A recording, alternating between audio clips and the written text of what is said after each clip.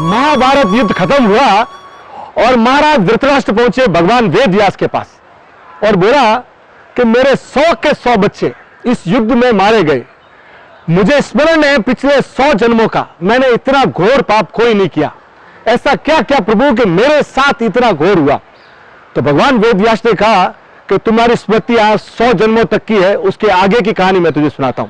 तुम भारतवर्ष के एक बड़े प्रतापी राजा हुए थे और उस समय एक हंसों का टोला मानसरोवर से रामेश्वरम की यात्रा के लिए निकला और वो तुम्हारे बाग में आके रुके। उस समय एक हंस और हंसरी, जिनकी हंसरी गर्भिणी थी, वो हंस आपके पास आया और बोला मैं रामेश्वरम की यात्रा के लिए जा रहा हूं प्रभु, मेरी हंसनी का आप ख्याल रखना।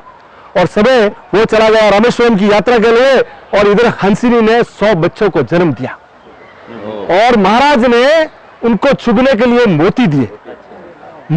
महाराज बड़े प्रतापी थे, धार्मिक थे, ऐसा कोई खास बात नहीं थी। पर वो जो रसोईया था ना, शाही रसोईया, उस दिन उसकी एक दिन नजर पड़ी उस एक बच्चे के ऊपर, तो वो बच्चे को लिया और उस बच्चे को मार दिया और मांस बनाया उसका, और वो मांस लेके गया उनके पास। तो राजा थे, तो राजा ने खाया, राजा ने बोला यार क्या टेस्टी है, क्या स्वाद है इसका। इंद्रियों का जीभ निकला। आप देखिए, अंदाजा लगाइए कि वो कैसा टेस्ट रहा होगा। अब जैसे वो टेस्ट आया ना, तो राजा रसोईया का तो सेठ राजा को पसंद करना, अब वो रोज एक एक बच्चे को मारने लगा और अगले 100 दिन तक है ना, वो हर पूरा का पूरा 100 के 100 बच्चों को उसने मार दिया। और इधर रामेश्वरम से वो यात्रा करके वो लौटे और वो जैसे ही लौटे, उस लौटते हुए उसने आया कि अपने बच्चे कहां है?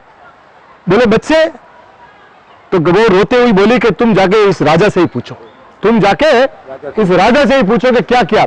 राजा के पास बोले, राजा बोले मुझे क्या मालूम? तो बोले आपके रसोइये को बुलाइए। जब रसोइये को बुलाया गया तो जब मैं आपके पास लेके आया और आपने बोला इतना टेस्टी है और मुझे नित्य परोसा जाए, तो मैं रोज मारते गया। ये सुनते ही राजा के भी आंखों में बोले मैंने इतना घोर पाप मैंने कैसे कर दिया।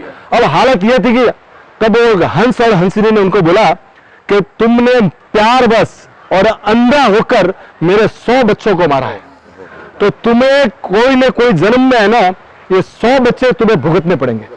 और आप अंदाजा लगाइए, ये राजा और रानी 100 जन्मों के बाद जब इकट्ठे हुए ना, तो ये पाप उदय में आया और 100 के 100 बच्चे उनके सामने मरे। तो जीवन में बहुत कर्म फल तो भोगना ही पड़ता है। ये जो दुनिया है ना, ये गोल है। This doesn't have any corners, इसमें कोई कॉर्नर नहीं है। आप अच्छा करोगे तो अच्छा रिटर्न होगा और आप बुरा करोगे तो बुरा। तो जीवन में बहुत अच्छे काम करते रहिए, मस्त रहिए, स्वस्थ रहिए और आनंद लीजिए।